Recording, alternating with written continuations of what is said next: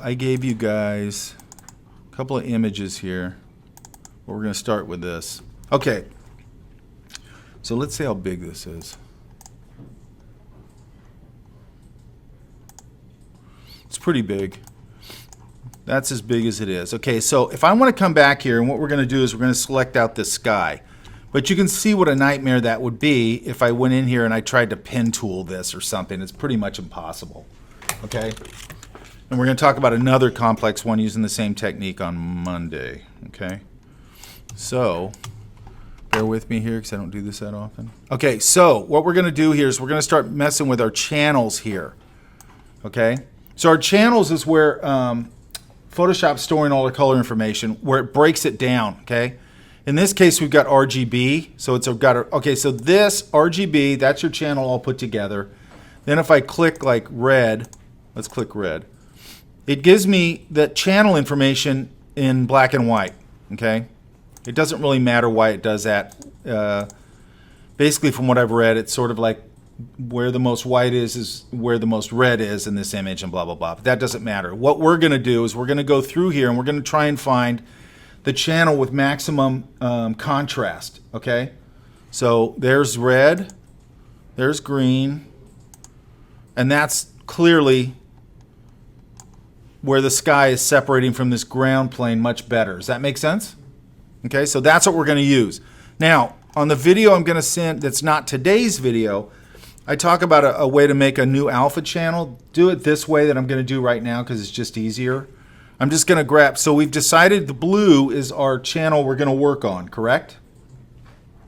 So I'm going to drag it right here. Is this just like your, if you notice down here, it looks like your layers palette basically, just like a lot of windows do here. And then you got your trash can, you got your, and then you can create a new channel, right? So it's just like layers there. So I'm just going to grab this blue channel and put it over the plus, and I'll get this blue copy. Does that make sense? Okay, now I'm going to go to my levels, because the first thing I want to try and do is kind of separate this by contrast. Okay, so I'm going to go to my, let's go to our darks first. And you can see it's darkening that bottom, but it's also darkening some of this gray up here in the sky. So I'm going to go over to the other side and start to lighten that up a little bit.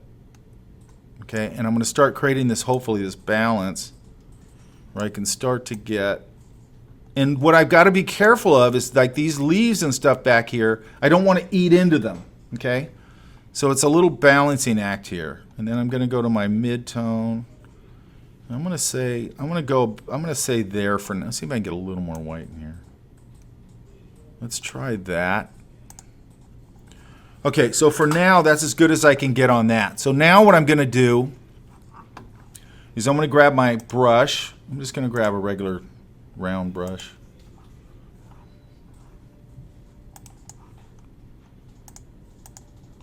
So let's just try, I'm going to try the soft round. I'm going to default my two brushes to black and white, but what I'm going to do up here under my brush thing up here is I'm going to change this to overlay. And what that's going to do, you'll see here in a minute. So what I'm going to try and do here is get this all blacked out. And what's going to happen here is, if you notice, it makes it where my black isn't really painting as much onto the white.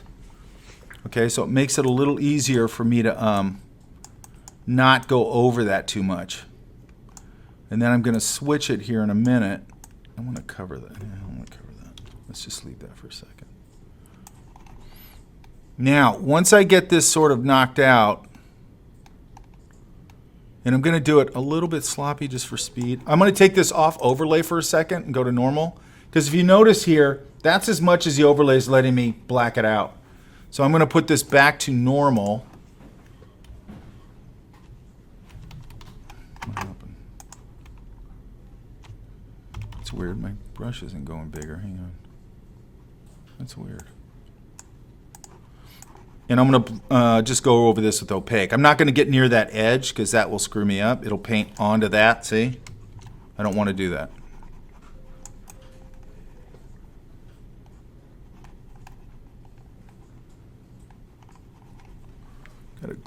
screen.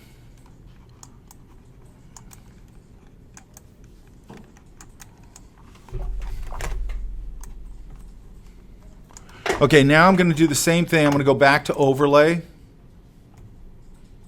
And I'm going to flip this to white. And for some reason, that's weird. For some reason, my hotkeys not working for my my brush. And I'm going to come in here and I'm going to get rid of some of this, all this gray in here. And I'm also might be able to get away with, yeah. See, it's not, and I'm going to open up that tree a little bit. If you notice, it just opened the tree up a little. I'm going to do the same thing over here. Open that tree up a little in there. It might be too much. Down here, a little there.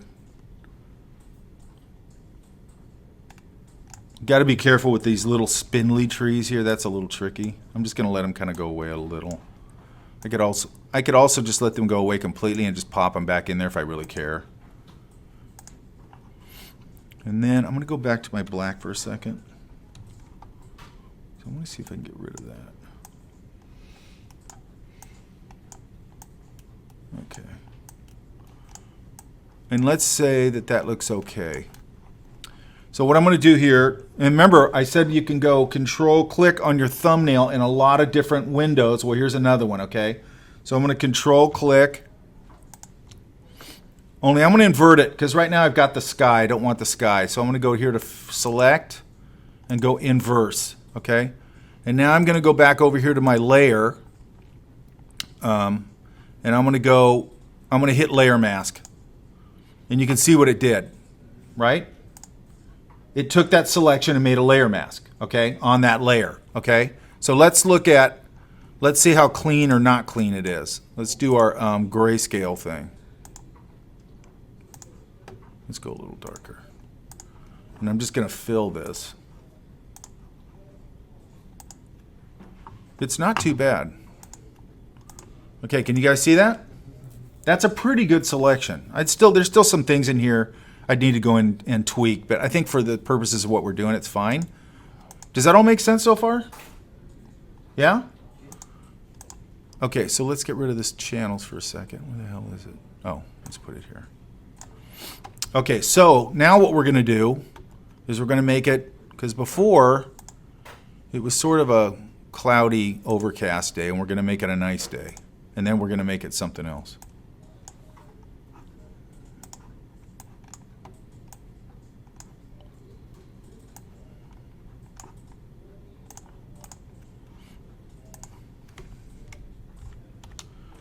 So now you can see my sky drops in there pretty nicely. Does that make sense?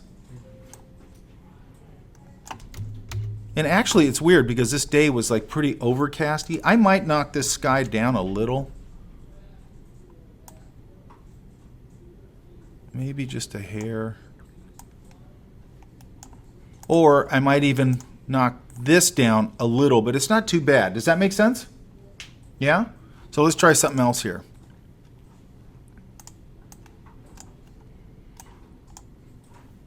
Because that last one, it worked pretty good, okay? It looked fairly like believable as a sunny day, okay? But now we're going to change this drastically and say it's late afternoon and we're getting a sunset.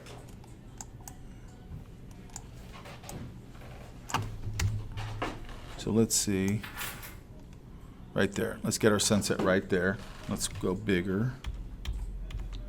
So what's going to happen here, because this foreground is really lit, which doesn't make sense. So I'm just going to go, and this is very easy. I'm going to go back to my levels on the foreground. And I'm just going to drop that down to look more late afternoon. And you can see it's already got some warmth in it, so I don't even have to worry about that. And I can get that late afternoon sunset-y thing. Does that make sense? Okay, and all I did was I just dropped the levels. Now, I might have to go in there normally and go, I got to put a little more warmth in it, or put a little more this or that in it. This one actually works out okay because it's just picking up that same color, which is fine. But that's it, okay? If you're going to do a complex selection, this is one of the ways of doing them. I'm going to show you another one on Monday, okay? But it's basically the same technique, okay? With one little thing added in. Does that make sense? Questions?